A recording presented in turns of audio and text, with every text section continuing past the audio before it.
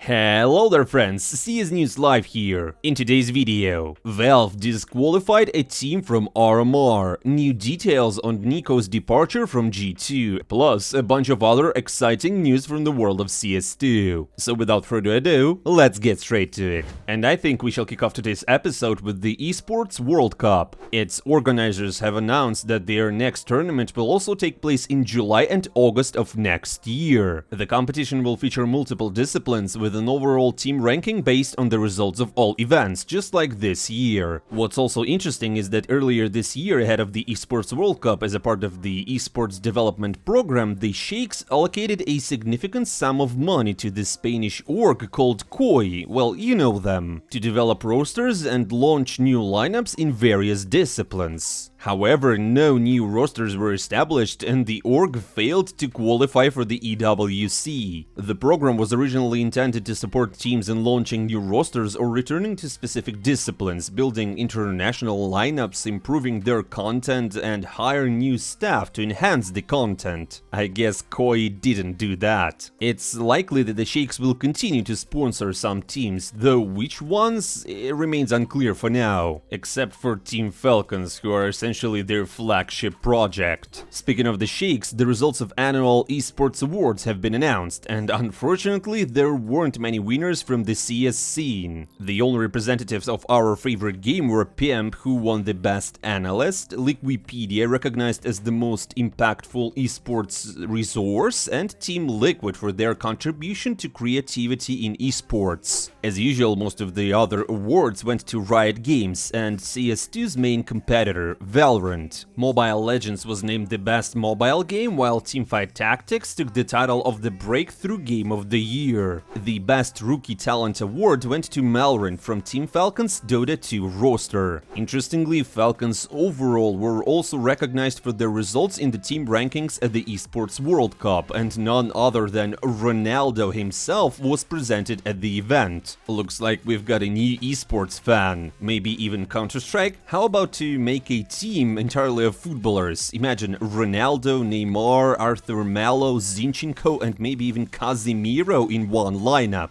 Obviously playing on Vertigo. Even though Liquipedia won the award as the most impactful resource, I think we should also mention HLTV, who just rolled out an expanded event calendar. Now you can see all the major tournaments for the season, broken down month by month. For example, you can also already check out what Blast is scheduled for next year. This update makes it much easier for users to keep track of the tournaments they're interested in. So, I guess thanks, HLTV. Useful as always. Now let's get back to the Sheiks and their team, Falcons. I think it's worth discussing what Zonic said about his squad. According to the coach, Falcons are currently far from the goal they initially set for themselves, reaching the world's #1 spot. Zonic also shared that when he was first invited to join Falcons, he was told that CS was a top priority for their organization and that they were highly committed to the discipline. However, the team hasn't lived up to those expectations yet. Their most notable achievement was securing 3rd-4th place at IEM Katowice, while they failed to qualify for both the Major and the Esports World Cup. Before the main stage of Cologne, Zonic even mentioned that he didn't expect his team could advance to the next stage. Perhaps such results are why the team is now preparing for changes.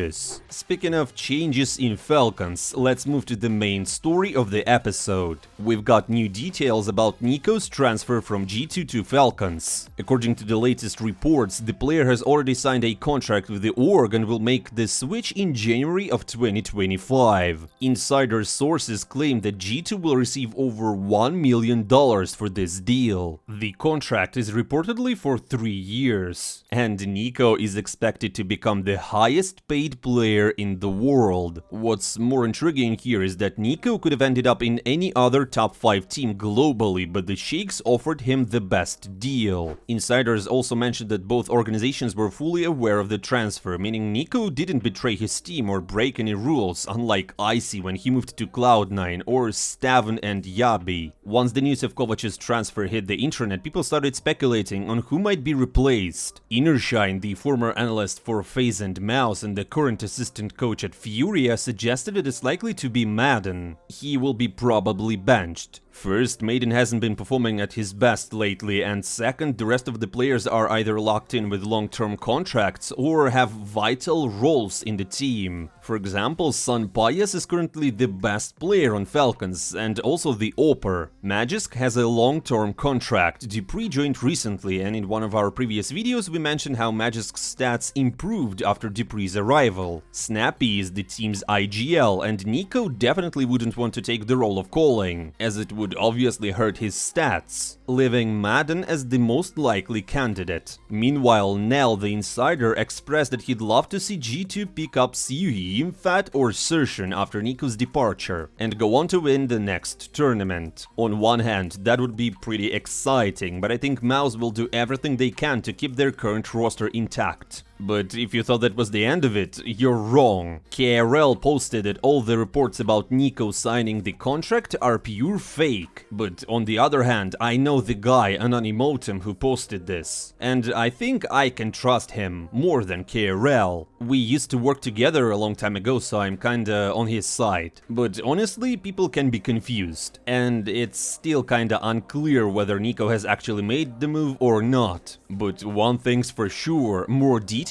are coming soon. And to stay on top of all the latest Counter-Strike news, make sure to follow our channel and also hit the like button, as it helps us develop a lot. And also, your support really means a lot to us. Now let's shift away from the insiders and talk about data miners. Once again, Aquarius has broken the game, and honestly, I'm not even surprised anymore. Thanks to his new commands, you can literally see through walls without turning on wallhack or other cheats. His latest code allows players to get inside textures and spot opponents while remaining invisible themselves. I feel honestly, guys, it's time to stop him before he goes even further. Next thing you know, he might figure out how to bring back the op with 10 bullets or make AK-47 fire like a machine gun. And then one day Gabe will just snap him. By the way, it's unclear how the new anti-cheat is reacting to this, but we definitely recommend not to use this bug because you might end up with a ban, so don't risk it. And if you thought Aquarius was the only one finding bugs, here's the proof that he's not alone. A regular player just showed that it's actually possible to hide the bomb in a way that makes it completely invisible, and he demonstrated exactly how it looks. This bug could easily ruin games for both casual players and even pros. Honestly, I have no idea how Valve is planning to fix this, but it's important to know that the major is just around the corner, so they need to do it ASAP. Anything could happen if they don't. And a little more about bugs. Another crafty player discovered a way to dodge flashbangs, and it's totally legit. If you open the team switch console right as a flashbang explodes, the blinding effect disappears. While the bomb bug might not have a massive impact on the pro scene, this flash exploit could be something serious, honestly. Let's finally move away from the bugs. Wake up, bros, Mauisnake posted again. He shared his idea of an ideal map pool. In his opinion, Dust 2 and Vertigo should be removed, obviously, and Overpass and Train should be brought back, again, obviously. Although he mentioned that he's against bringing back Cash, arguing that even after the changes it would be too boring and predictable. In this point, he's against the majority, who are eager to see Cash return. Guys, what maps would you like to see in the map pool? Share your thoughts in the comments below. Personally, I'd love to see Vertigo stay and maybe Cobblestone back. Remember in the previous video we talked about which teams made it through the RMR qualifiers. Among them we named Parry Vision, but they got disqualified. Yep, that's right, by Perfect World and Valve officially. It's all because of a recording. You see, this video showed the players celebrating together with their coach Finn, who had previously been banned for the coaching bug, and it was a lifetime ban. It was later reduced to a 5 major ban, with the Shanghai event being the 6th, but anyways, it's still not the major itself, so it's kinda a tricky situation. What's surprising is that the players and the management found out about the disqualification not from Valve directly, but through the news reports. After this, the org sent a lengthy appeal to Valve, requesting to be allowed back into the RMR and explaining what really happened. According to Parry Vision, the coach entered the room only after the match to celebrate with the players and had no interaction with them during the game. They claim to have TeamSpeak recordings to back this up. However, it seems like Valve will ignore this appeal as discussions are already underway about which team will take their spot, be it Bleed, Monte or Koi. The community's reaction has generally been supportive of Valve's and Perfect World's decision, noting that the rules must be followed, even if these rules are kinda silly. For instance, G2's Monesi said that he feels bad for the players, but rules are rules and must be respected. Banks expressed a similar view, saying that the justice was finally served. Guys, what do you think about this? Should they have been disqualified? Share your thoughts in the comments below. And anyways, one of the big questions fans are asking is why the management didn't prevent this from happening. Ironically, it was the team's own manager who filmed the footage in question, which makes the situation even stranger. And what's even more puzzling is that another org, Passion UA, didn't receive any penalties for a similar violation. They were also recorded during a victory celebration, and you can see as their coach is joining the players. But as soon as the news about Parivision's disqualification broke,